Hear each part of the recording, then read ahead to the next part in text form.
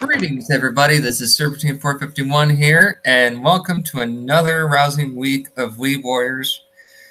And due to me coming back from a convention last week, there was no episode. And joining me, as always, is Jordan. How you doing tonight, Jordan? Hanging in there, Tony. You? Well, just living life and just experiencing a lot of things that were work-related. Nothing but pure nonsense. But anyway, let's get to the shows for this week. All right, awesome. What was the last episode that we did? Well, the last episode that we did was a couple of weeks ago, and it was just myself, where we added the next 3 shows we were going to be reviewing. But if you want to save a certain magical index season 3 for another time, we can obviously do that. Yeah, I haven't started watching a certain magical index yet. It sort of slipped through the cracks. Not that I'm not looking forward to watching it, but it just didn't float to the top of my notice. So the first 3 episodes were excellent. They were stellar. I'm sure. Yeah, essentially they're in essentially what all you need to know with the first 3 episodes. They were in Avignon, where one of the papal palaces during that one time in Catholic history where people were fighting over who was the more righteous pope, a French pope or a Roman pope. And they were looking for a document that was connected to Charlemagne. Fun. Oh yeah, it was some nuttiness. It was pretty great. But other than that, what show are we going to be starting off our reviews with, Jordan? What does it say on your queue? That time I reincarnated as a slime. Oh, episodes 4 and 5. That pure nonsense. Yes. Episode 4, Into the Kingdom of the Dwarves, and episode 5, Hero King Gazelle Dorgo. So, as always, we're continuing the excellent legacy. We're continuing a very good series with episode 4 and 5. That time I reincarnated as a slime has really sort of rejuvenated my faith in the isekai genre.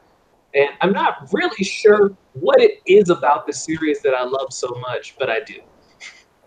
Well, it's nothing but pure nonsense, like a lot of the other shows that we're reviewing. But essentially, let's start with episode 4 and what happened in it, basically.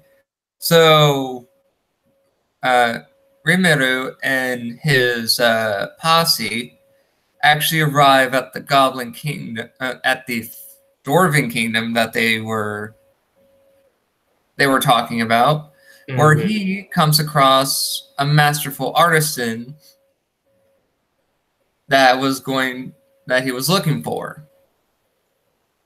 True. Don't him transforming into a Tempest Wolf, or like it was a Tempest Star Wolf, using menace and scaring the absolute shit out of everyone in the vicinity, trying to scare off some bandits. He's been arrested, makes a literal barrel full of the highest quality of healing potion.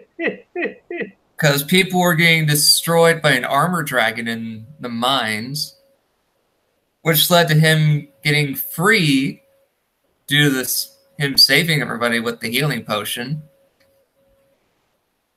And they were finally able to meet that dwarven blacksmith named Kaijin, whose skills are beyond the beyond. This is true. And then when he said, "Whoa, I have this impossible task where I have to make 20 magical swords," and Rimuru was like, "I got you, fam." I was not prepared. My dude uses his predator and great sage abilities to the absolute nth degree. You know, I actually think that's why I like it to an extent. He has these OP powers, which most protagonists of the isekai genre do, but it's just the applications of his powers that I guess make me more interested in what's going to come of them.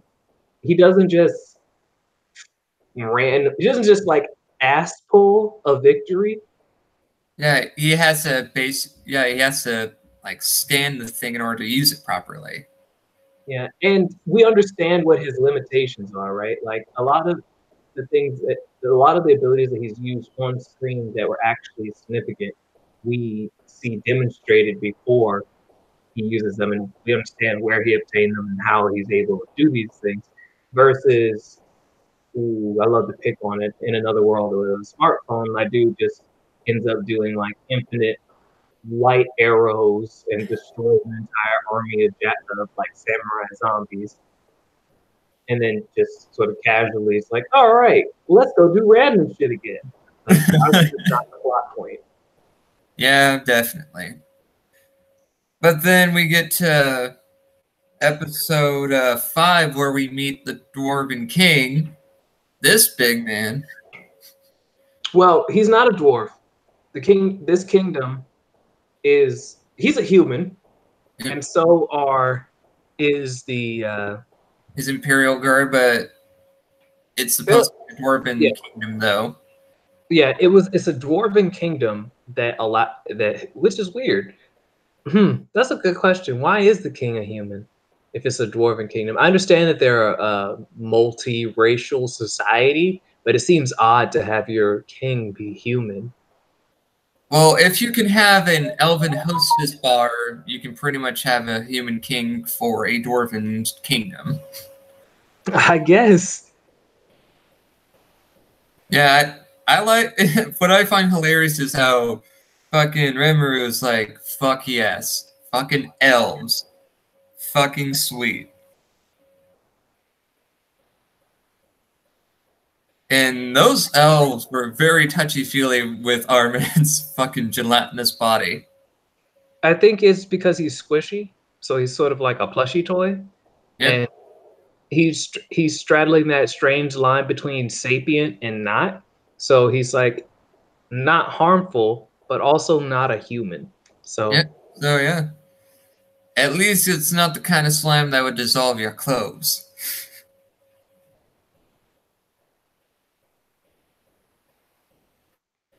True, or at least he doesn't actively use it. He does have he is a traditional slime after all. He can eat every fucking thing.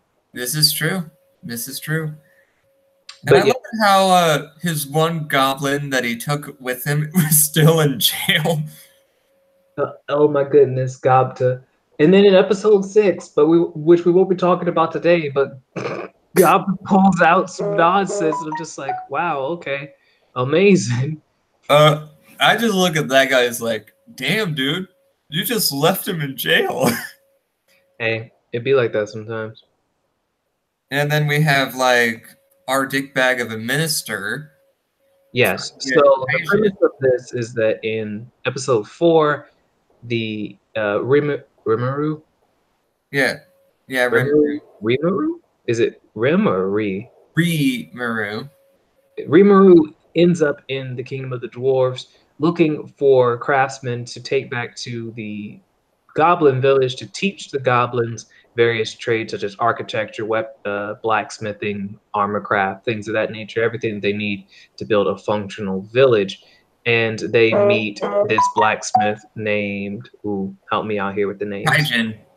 Kaijin, who agrees to assist them because Rimuru helps him to complete this impossible order of 20 long swords in a week or something of that nature. Yeah, in like a week or 2 weeks. Yeah, which is given to him by this corrupt dickbag of a minister. Yep, Minister Vesta. Yep, I don't know how you remember these names. Well, it kind of helps that I watched the episode about an hour ago. That'll do it, Minister Vesta. I mean, this guy, even though he worked with Kaijin before, and his magical soldier project kind of went belly up, and he's like against Kaijin ever since then.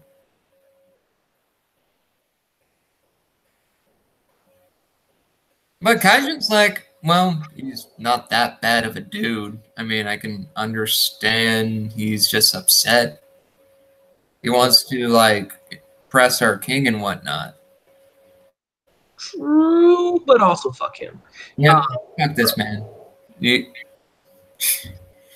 basically screwed over that kingdom for having some clean healing potions.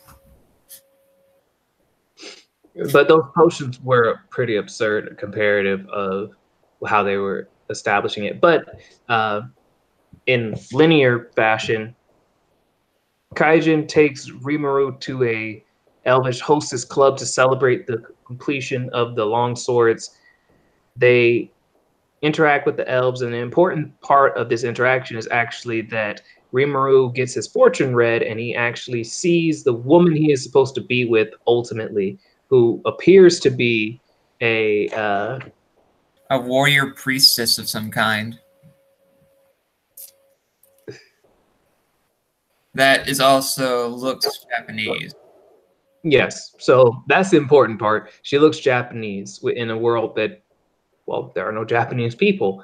So, hint, hint, hint, hint, hint, hint, hint, hint, hint, hint, hint. Nonetheless, the good times are broken up when. Why can't I think of Big his name? Vesta decided to just try to pick a fight with everybody. Gets his ass laid the fuck out by Kaijin. Kaijin then goes to jail and then is tried for assaulting a magistrate. Long story short, he and his brothers who were with him get exiled, and Rimuru goes and takes the now exiled dwarves back to the Goblin Village. Yep.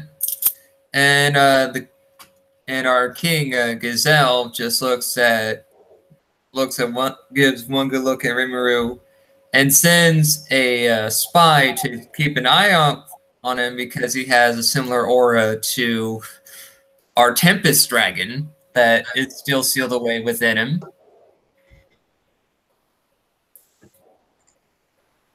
Yeah. So that's essentially what happened in those episodes. I cannot wait to see episode 6 myself, so I can witness the majesty that is that pure nonsense. True. So what's next up on the list here, Jordan? All right. So next on the queue is Goblin Slayer. Yes. Episode 4, The Strong. Episode 5, Adventures and Daily Life. In episode 4, Goblin Slayer enters the ancient ruins with the High Elf Archer, the Lizardkin, Dragonkin, Priest, and the Dwarf, along with the Priestess herself. And lo and behold, the insanity ensues. Oh, yes. Well, we have a funny bit where Goblin Slayer, in order to protect the Elf Ranger and the Priestess, he says, you know what? You need to cover yourself in goblin blood. Again, which is actually a weird thing that I've never really understood about fantasy series. Why the hell would you do that? To mask your scent, because typically when you're trying to like hunt something, you don't want to get their attention. So if you have a scent that is familiar and non-threatening to them, it would be easier for you to acquire that target. Okay, so I hear what you're saying though, but I don't know about you, but if someone smeared themselves in human blood, I would not be, that's disarming. Oh, who's spelling like that? Well, we're dealing with fantasy monsters here, Jordan. Man, I'm just saying though, they make it seem like that shit's supposed to make sense. Just like, oh yeah, the blood of your allies, that just like lulls you into that just slips under your notice. Wouldn't I pick up? it's a tactic that's used to basically it's a tactic used to mask your own scent mostly. So I suppose, but wouldn't mud work just as good? I mean, well, we're dealing with goblins that have an impeccable sense of smell if they can like smell out elves, women, and children. So Also, that list. That list expressly: elves, women, and children. Those are the three scents that get goblins going. yep, that gets goblins all sorts riled up.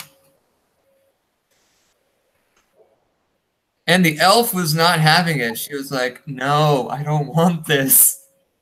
And our priestess here, she was like, "Deal with it, bitch."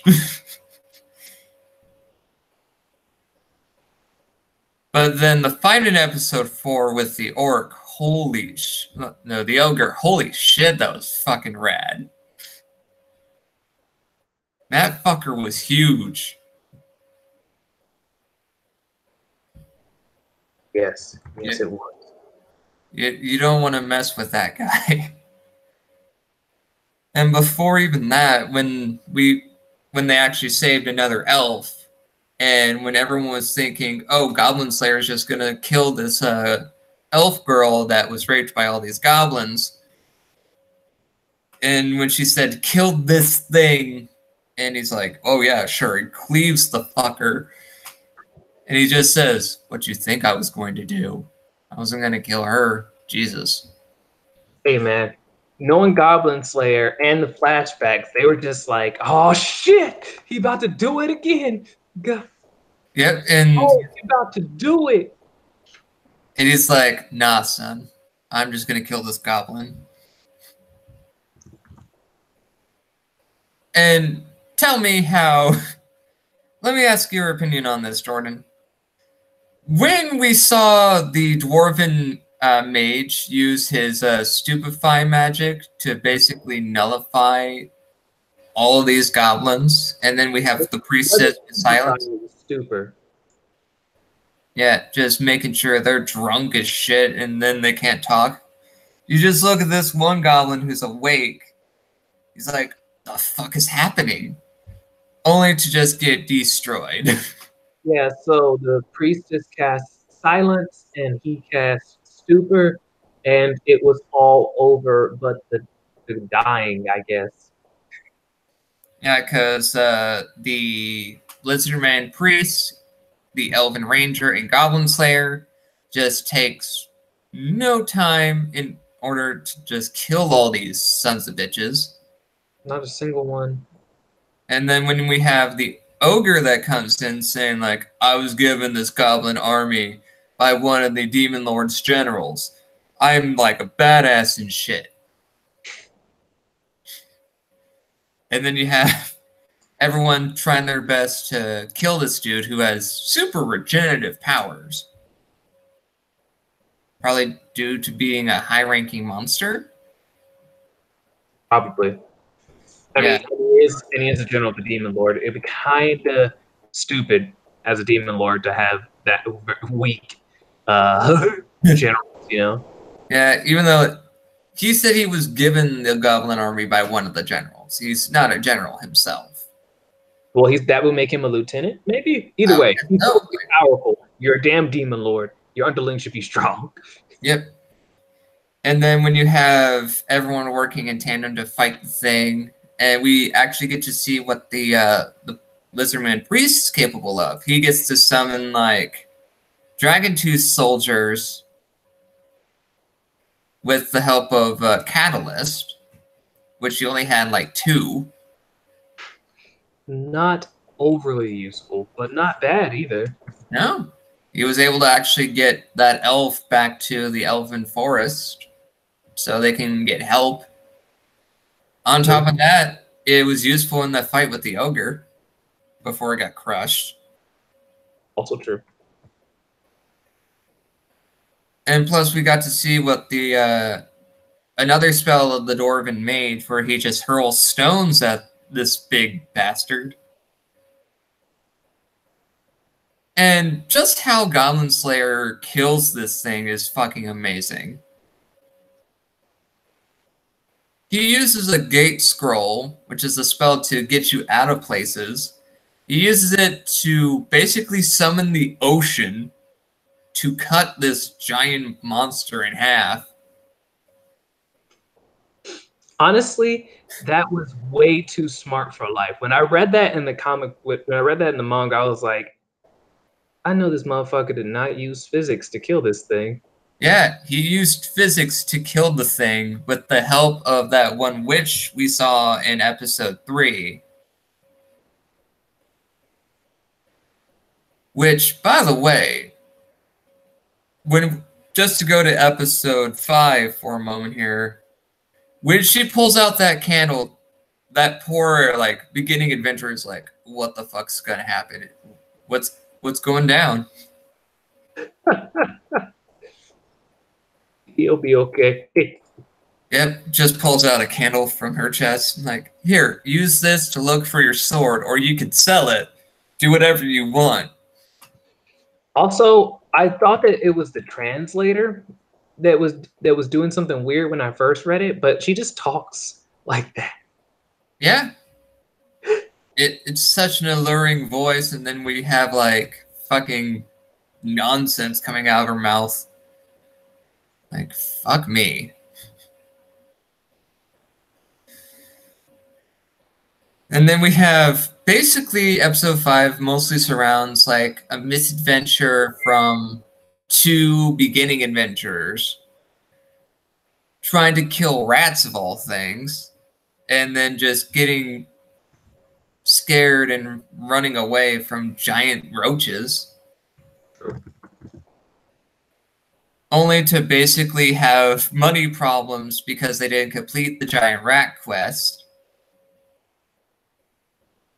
So it's mostly their misadventure on top of Goblin Slayer's daily life shenaniganery. And then on top of that, we are introduced to the sword priestess.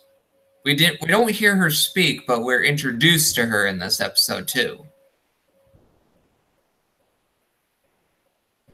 I'm like, holy fuck. You guys are not ready for what this woman is about to bring. Right? Fucking nonsense. Fucking nonsense. I mean, I read the latest chapter and like, fuck. Yeah, no, they're not ready, Tony. No one will be ready. No one will be ready. And okay, so Jordan, I think you can take this next point where Goblin Slayer was asked by the receptionist to be an observer for someone's promotion examination. Yes. So in episode 5, Adventures and what is it? Daily life. In daily life, Goblin Slayer goes to the guild hall as usual, and he is asked by the receptionist at the desk to be a observer for someone's advancement. Yep. Evaluation. Basically, they're promoting to another tag class. Yes. Speaking of promotions, our priestess went up in the world. Yes, yes. She is something. I would say better than porcelain. Yeah, she's better than porcelain, but she's not a silver rank adventurer, so that won't know bronze though. I have no idea. It was a weird color, and he gave a number instead of a. Yeah, it was she instead of 10th, she is 9th. So there are 10 levels of promotion. I'm sure they mentioned this, and somewhere out there in the universe, someone's mouth breathing, scoffing at us for not memorizing the entire level progression. But the important thing is that she got a promotion. And they can just like suck it because we're enjoying shit. It's hard for us to remember everything. True. But anyway, back to this person's promotion examination. Oh, Lord Jesus. It was Interesting. So we have I don't even know how to say I this. think Araya is Yeah, what his race is. yeah. So they have there's a Rhea, who is actually the Greek goddess of female fertility, motherhood, and generation. Also means flow or ease. Not particularly sure why they would pick that, but either way, long story short, uh, he's coming up for promotion. They ask him about his last adventure where he was sent as a scout, said he found no treasure. Turns out he did, sold it. They found out because they have a priestess of the supreme god, a god of law, in the room interrogating him, in addition to Goblin Slayer being an observer. My dude gets upset because the receptionist deems that because of his crimes, he will be demoted down to porcelain and banned from the city. And I was like, wait a damn minute. All right, Uh, because they don't play games in the Adventurers Guild. no, they don't. He considered for a moment attacking the receptionist, but I guess he has some sort of like future sight because he surely saw his ass getting beat the fuck Laid down. laid out by Goblin Slayer. He's like, Honestly, I don't know if he died in that flash forward or what, because Goblin Slayer was not playing any games. yeah, he was like, I ain't dealing with your shit. No, he got fucking laid out or either died. Both are very accurate. Because Goblin Slayer, as we could see with dealing with a whole fucking horde of goblins, man's strong. And if he can kill an ogre, he can lay out one dude trying to get fresh and try to move up in the world through not so legal means.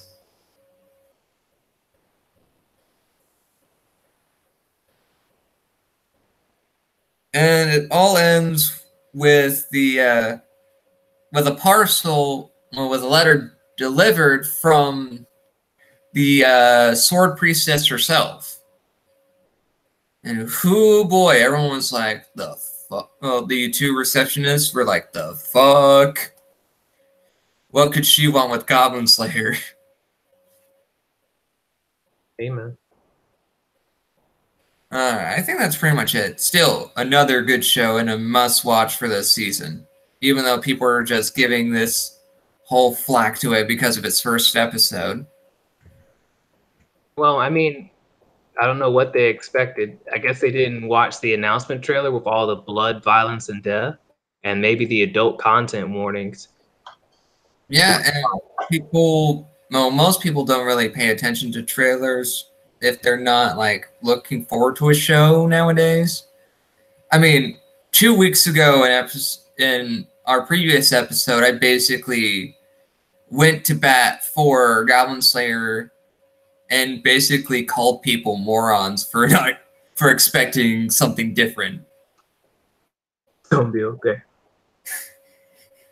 I mean, I'm sure you would have done the same, man. But I did play devil's advocate for some people, but then I was like, what were you expecting? But other than that, still a great show, a must see. A show that we both look forward to every week. Oh, both that and the time I got reincarnated as a slime, and another show that we might be talking about next, depending on where it's placed in your queue, Jordan. Of what? For the next show to be our review after Goblin Slayer. Ah, I thought you were talking about. I'm sorry, I'm a little out of it. Zombie Land Saga.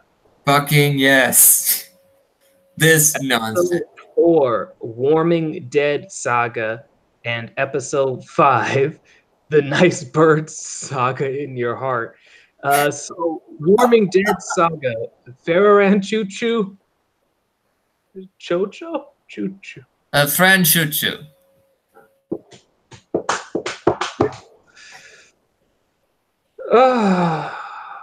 My heart. You can't take it, Jordan. I fucking cannot. Either way, if I remember correctly, they are totally out of money at this point, and they need to garner a new business relationship. Otherwise, they're going under.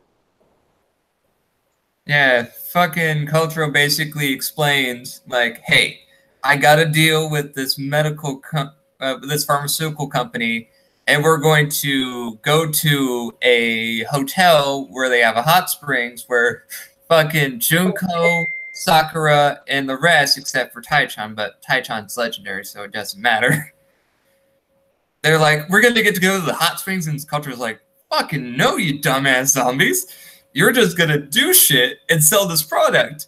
Where I'm going to enjoy the hot springs and go sightseeing. You're just gonna work, so you better fucking work. Right. Which they don't. They don't go to work. They go sightseeing instead. They do.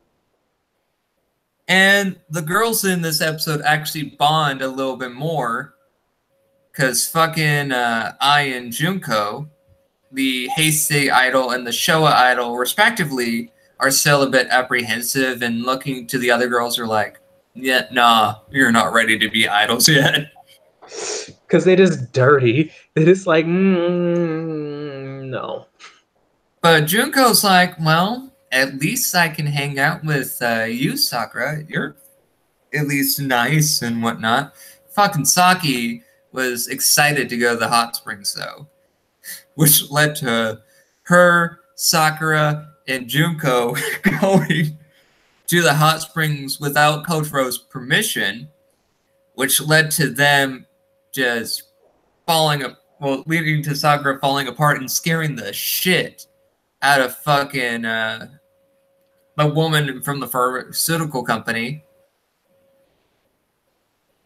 And the product that they're selling with this revitalization patch that loosens all of your muscles and gets you super energized. And for them, they're like, fuck yeah, we could do badass shit and move fast. We're not stiff anymore. Amen. And then when the rest of the girls wake up due to all the commotion from this chairwoman screaming her guts out. I mean, I feel bad for this poor woman. And then when Kozuro finds out that when she gets scared so severely, she forgets what happens the previous day, and he's like, wait, what? Yeah, no, I've never seen such deep hurt except for in that moment. Yeah, it's like, man. It's like, wow, y'all really screwed the pooch with this one. Yeah, and she was fucking pissed with the girls. And then fucking episode 5, oh sweet Jesus. So, episode 5 is essentially broken into 2 essential parts. The first being the Yakitori chicken. Yeah, a chicken place asks them to basically do a commercial for them and sell a product. And the only one who was really excited about doing this commercial was Saki. Actually, she was pretty much excited to do both the things in this episode in particular. Yeah. Oh, yeah. Drive Tori. Either way. Yeah. So apparently, back when she was still alive, her and her Barca gang would frequent this establishment every night after getting into a bunch of trouble and doing stupid shit. So she has very fond memories of the place. She's super excited. Yeah, she was super hyped about doing this thing. And then fucking at the commercial, we see this big chicken man who is like the mascot for this establishment. And fucking Taishan, after eating all this chicken, thinking, man, this big ass chicken, I'm going to eat this guy. Yo, Tai-chan is a fucking mess throughout the whole thing. Yeah. Sing along. Is and the director and the hype man's like, fucking cut.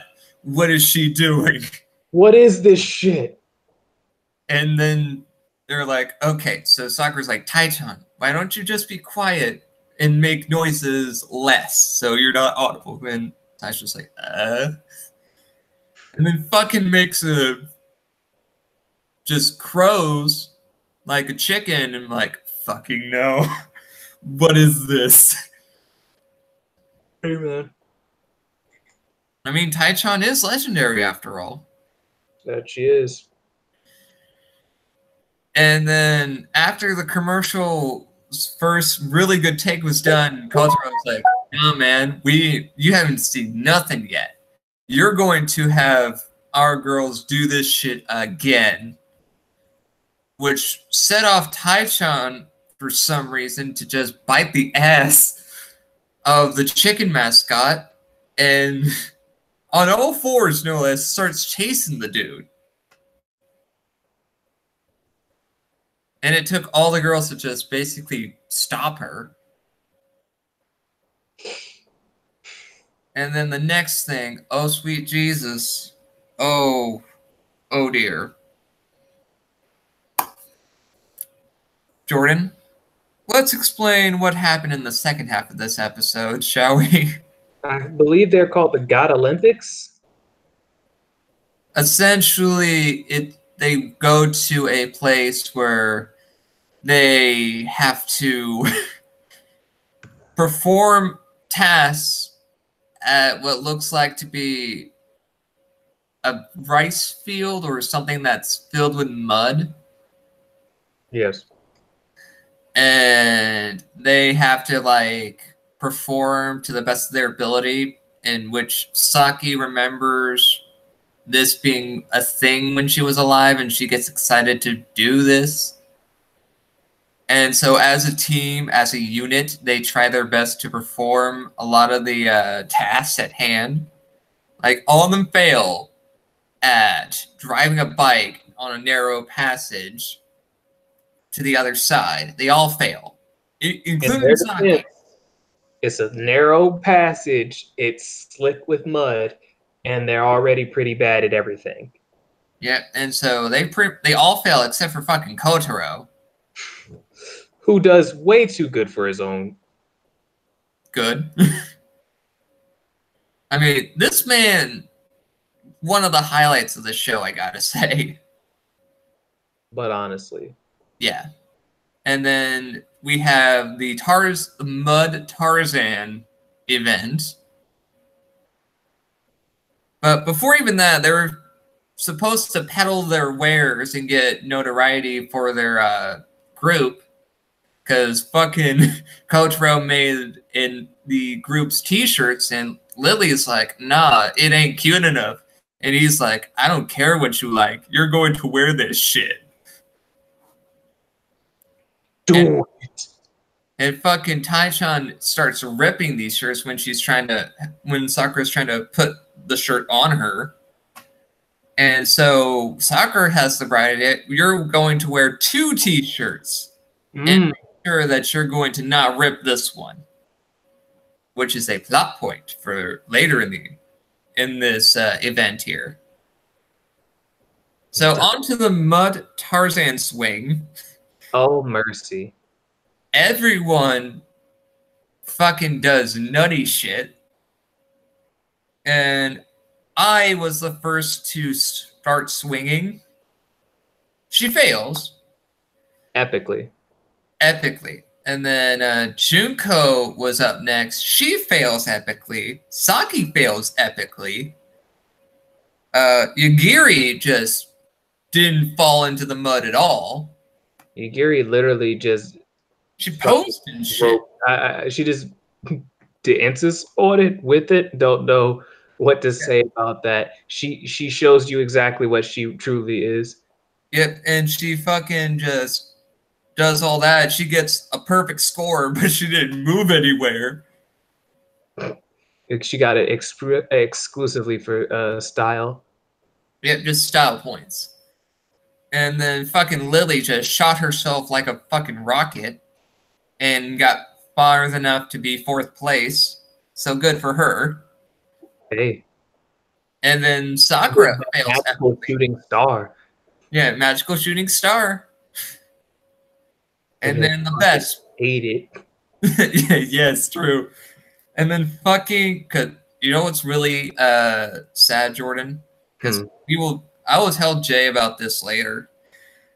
but I got him to watch the show, and he's going to review it for his channel at the end of when the show wraps up. And I'm going to point out, he points out to me that his favorite characters are fucking Lily and Yagiri. But why though? I don't know, man. But back to the gloriousness that is Tai-chan. Oh my goodness. Tai-chan goes out here and she represents for the whole zombie nation with Yeah. her unorthodox swinging style Yep. that she Where uses to fucking clear the world. yeah, she fucking rips apart. And due to her ripping apart in direct sunlight, nobody saw it. And everyone's like, fuck. Yo, the way they attack that mud is fucking hilarious. Yes, I know. But they win in the end. Tai-chan gets first place. And I've never seen people move the way that they have moved. Yes. I'm watching the scene right now. Oh my god, yes. Then fucking Tai-chan's victory speech, because you told me before we started the episode, her victory speech was glorious. Yes, it was. It was beautiful. It was amazing. And then Sakura remembers because all their shirts were covered in mud. It's like, I put a second shirt on Tai-chan. We're going to make sure our friend Shushu gets recognition. And Sakura's like, Tai-chan, rip your shirt. And Tai-chan's like, The drive-tory just appears. And then the last thing that we see in this episode is Tai-chan just going, cock-a-doodle-doo! And then all hope died. Yeah, all hope died, and we were laughing our asses off. Yeah, I was irredeemable at that point. I know I was. I was like, I wasn't ready. I wasn't ready. I should have expected this from the legendary Tai-chan. These are facts. These are the actual factuals.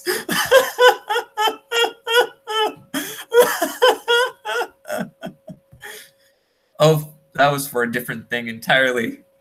Oh my god. Oh, but Zombieland Saga, fucking great. Fucking great. Oh, one of the best shows of the season. And I don't care how absurd it is. It's fucking great. It is. It really is. And I will continue to tell people that they are plebeians for not watching this show. Because they don't understand the beauty that is this show. They don't understand or comprehend the beauty that is the legendary Tai-chan.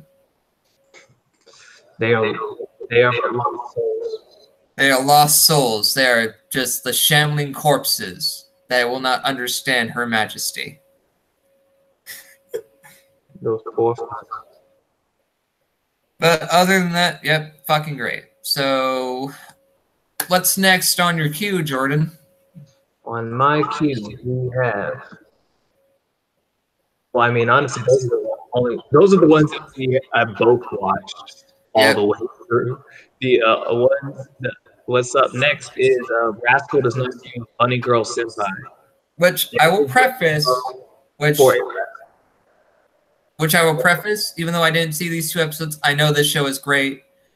So don't hate me for it. Yeah, man. I mean, you're missing out. So episode 4, There Is No Tomorrow for a Rascal. It deals, so we are in, so got to get the names right. Because they, everything is a blur in my mind. Well, we're introduced to another character who's the primary focus for these two episodes, correct? Yes. It is the girl that we ran in, that I really shouldn't be doing this alone. I don't know names. Okay, let me help you out here. MC, the girl who the MC kicks in the ass a few episodes back. We run Oh into. yeah, that's right. Let's see. All right, Um, Sakuta kicks. Okay, just give me one moment here. Tomoe in the Koga Tomoe Koga in the ass a few episodes back during the my arc. Yeah, Tomo. So shit. In this episode, we have we are dealing with Tomoe's adolescence syndrome. No, is it adolescent syndrome? Is that what it's yeah, called? it's yeah, adolescent syndrome. Yes, adolescent syndrome, which is she is Lapace's demon. And for those that are unfamiliar, like myself, Lapace's demon is essentially a fictitious being that is capable of determining the position and essentially all the vectors of all atoms in reality, and with that information, uh, predict the future. So essentially, she resets the world until she gets the result that she desires, and this result being that she doesn't get asked out by this revealed to be creeper and Mm, asshole. damn. Yeah, I Um, missed out on some greatness then. Shit. oh yeah, you're missing out. But the more important thing above all of that is that every time she reset the day, she fucked with my boy Sakuta, who had finally convinced May to go out with him. Oh, what a bitch.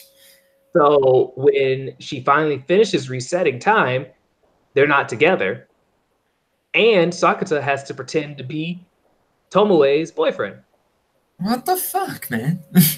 Yep. But luckily, my main girl Mai realizes that something's up because Sakuta would never do this, and she comes and talks to him, and they make up. But I don't think they're officially dating, or at least it hasn't been discussed expressly. Uh, Either way, long story short, being Tomoe has to maintain this lie for appearances because she has essentially like ugly duck syndrome, but mostly dealing with her personality, where her new personality is essentially entirely fabricated and she has to maintain appearances. Otherwise, she feels like it's all going to slip away. Mm. Yeah, I like how with this show in particular, they explain supernatural happenings through like weird, like out there concepts, like Schrodinger's cat, and now with Lapace's demon. I mean, I find that concept very interesting. Yeah. I mean, I can dig it. I can fuck with it. So I'm looking forward to seeing these two episodes in episode 6 when that comes around. Yes. And it seems that each arc is taking us through one of the light novels. The first light novel deals with Mai, and the second light novel deals with Tomoe. Okay, so and then we have The third light novel deals with my favorite fucking character, Futaba. oh Ria Futaba. Yep, Okay, yep. interesting. The best fucking girl. I don't give a damn what anybody says. We can fight about it. Oh, this will be fucking great because she was nothing but gloriousness. Yeah, she does not believe that adolescent syndrome is a thing. So she gonna learn today. I got that feeling. Yep, we're gonna learn today. We're gonna learn today.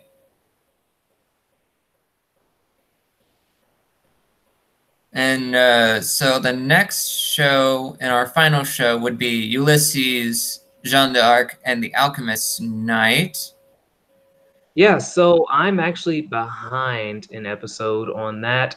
I did not see, I have not seen episode 5, but I did watch episode 4, What Was the Promise For? And honestly, as always, Momoransi's like thinly veiled pedophilia is disturbing to me. As always. As always. And then they advance the pedophilia by putting Jun in this like fetish suit as her like official night uniform. But okay, whatever, right? Yeah. What nonsense is this? And then we have fucking Astaroth getting kidnapped by essentially a fucking creep that I do know,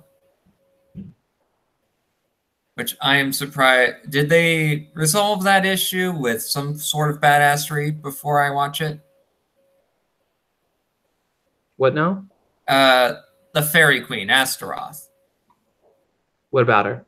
She got taken by, uh, Brother. Yes. yeah, Lamonte or something like that. yeah. I only know of him as fucking creep. Yeah, so I mean, the whole premise of this is that Momoransi gets taken into the dungeon when he comes to visit Charlotte after having sent her a letter to announce his arrival so that she could make Joan a official saint of the nation so they could push back the English. Um, Charlotte, having retreated to the seclusion of her, I guess, bedroom, bed chambers effectively, Mm-hmm. has left the running of the nation to her brother, who is also a loon. Mm-hmm. Uh, he has captured. He has also captured uh, Richmond. No, what's her name? Uh, yeah, Richemont. Yeah. Either way. Yeah, basically imprisoned her because in episode 3 she explained that she defected to the English and then defected from the English when someone decided to get fresh with her. Yeah, I mean, well, her original master died along Mhm. with the king, and then the fucking now they then they just want to be doing the raping and stuff and whatnot. So she was like, nope. Yep, I ain't dealing with this. I'm going back to France only to get captured again. Yep, she did not have a good run of things. No, she did not. I felt bad for her. As do I. Which I'm sure some crazy shit went down in episode 4 that I missed. And we both missed in episode 5. Yeah. I mean, episode 4 is pretty straightforward. They escape with the assistance of the female mercenary who has sacrificed a large sum of money to save them. Uh, Mm-hmm. Jane gets into a very violent fight and then gets the shit beat out of her. And then Momoransi makes the guy explode. Fucking sweet. Yep. Oh, and he tries to claim and he tries to explain why he isn't a pedophile. Oh my god. Yeah. So it turns out the elixir essentially evaporates instantly when in contact with air. So he can't like pour it out of his mouth or anything like that, Oh my god. Of course. which he uses to make a guy explode. Fucking sweet. But anyway, if we're done with that review, let's move on to the Taco Soup Box question. And like I mentioned at the start of the show, I went to a convention known as KomoriCon, which was up in Portland uh, last week. It was last weekend, actually. Um, actually, a couple weekends ago, since it would be the last weekend of October. Yeah, so a couple weekends ago. So I'm going to just, instead of our usual topics, I'm just going to explain my convention experiences for this year, if you're all right with that, Jordan. Sure. All right, so I have a few stories to tell, some of them great, some of them not so great due to my own level of idiocy. So, what would you like to hear first, Jordan, since you've already heard these stories before? Go with the good, then the bad. All right. Well, the first thing, well, hold on 1 minute. Because the crowning moment in my life as an otaku is having Monica Rial, who was there at the convention along with Jade Saxton and J. Michael Tannen. They were there at the convention as honored guests, as very talented voice actors, and Monica Rial signed my copy of Campione. Do you just carry your copy of Capione around with you? Well, I have it out in my apartment. It's just, I want to show this honor and glory because she is by far one of my favorite voice actresses. No, I meant like I know that you owned Capione before you went to the con. So how did you have it on you? I took it with me. I took it with me for her to sign. No. I get you. I would hope that you did just have it with you by happenstance. It's just like, oh, what a coincidence. No, but no, there's a whole story connected with how I got her autograph on this thing. So a friend that I met, I will not give her name, but she's fucking great. She and I just connected mentally. It was like a Vulcan mind meld. Okay. But nothing is going to happen because she's a lesbian. She's still fucking awesome. But anyway, she was working staff at Komori-Con. And so she explained to me, like, if you could just hand me anything you want signed by at least your favorite voice actor or voice actress, I will get it done for you. And I'm like, all right, bet. I need Monica Rial's signature. Like, I need this autograph in my life. And she's like, all right, so just make sure to hand this to me so I can get her autograph. I'm like, all right, bet. So Sunday, the last day of the con, I didn't get the chance for her to take. I didn't give it to my friend for Monica to sign Saturday. So I gave my friend my DVD on Sunday, and she signed it. And it was, and Monica, apparently, from what my friend said, was so happy to see this copy, and she just signed it and wants to know what my name was. It was fucking great. I was happy. I was a very happy man. And then back to Saturday, I went to a couple of panels. I went to a Fire Emblem panel at the start of the day. Then I went to a My Hero panel where I saw a good portion of the voice cast, which involved Jade Saxton, who voices Kendo in the dub. I also saw the voice actors for Deku, Bakugo, Tetsu, Monica, and J. Michael Tannen, who voices Tenya. And that panel was fucking glorious. And I was all in my Dojima cosplay. And for those who don't know, Dojima is your uncle in Persona 4 that you stay with in that game. And he's a police detective. But anyway, as I was just roaming around the con floor, meeting new friends, taking cosplay pictures, which all of them are on my Instagram, by the way. Well, a good portion of them anyhow. They are fucking great. Got to meet fellow cosplayers, got to connect with them. And I've been talking to one who is now a good friend. And now I see as a good friend and a good person to look into when it comes to the cosplay circuit. But when I was finishing up my 02 cosplay, which involves my jacket, I, being an idiot, did not eat anything that day and almost fainted. And I was incapacitated for the rest of the day, missing out on a sake tasting event, which severely disappointed me because I wanted to get drunk a little. And the only sake we had in the room was milk sake, which tasted awful. But we went to a ball, decided to dance around like a bunch of idiots. It was great. I'm glad you enjoyed yourself.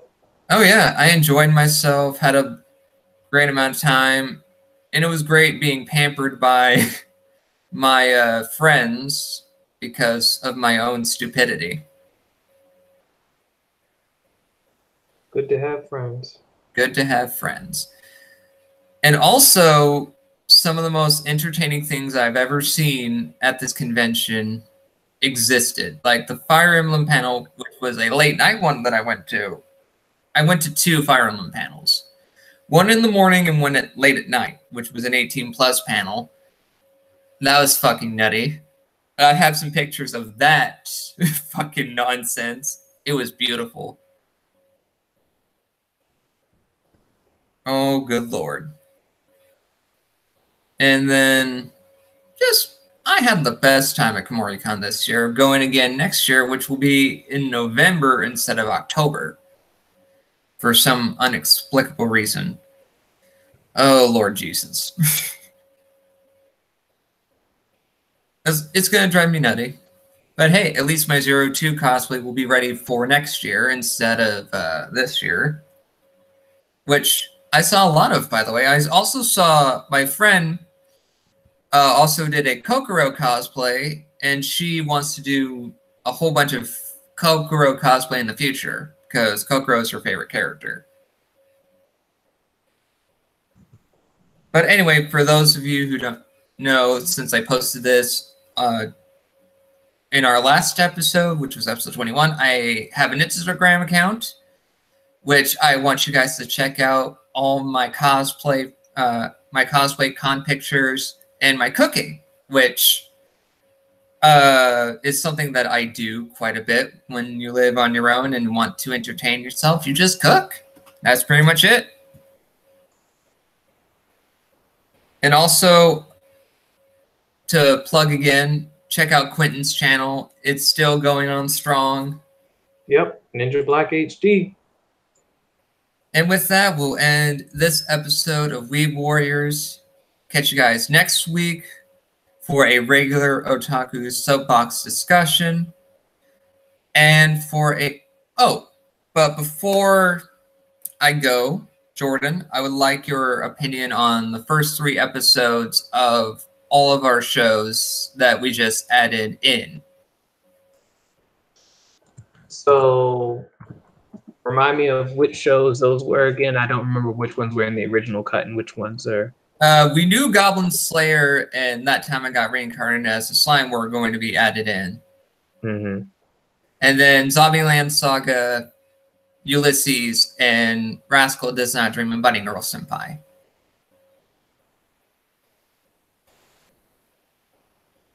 Yeah, I reviewed the first 3 episodes of each of those shows, including Index. But we can save that for, like, when that show wraps up in particular. So, Rascal Does Not Dream of a Bunny Girl Senpai is a sleeper hit as far as I'm concerned. It is surprisingly deep, and the characters are funny and memorable, and you actually care about what happens to them. Also, Adolescent Syndrome is a very interesting way of approaching this almost like a folklore sort of rumor mill, supernatural stuff that exists in modern culture without it being sort of cheesy or confusing. Zombieland Saga is pure hilarity. I don't know what else to say. It's definitely the strongest comedy anime running this season by far. And then what was the third one? Ulysses. Ulysses is a mixed bag, honestly. It has my attention, but I'm very uncomfortable with the whole Jane making out with him thing. Yeah. Yeah. Other than that, those are going to be the shows we're going to be reviewing. And do we want to save Index for like its own special episode when it wraps up? Yeah, I think that'll be the best. All right. Sounds like a plan to me. We can just do the same thing we did with Darling and the Franxx winter of last year. Makes and sense. just have a special episode with that. All right. So with that, catch you guys next week for another episode of Weeb Warriors.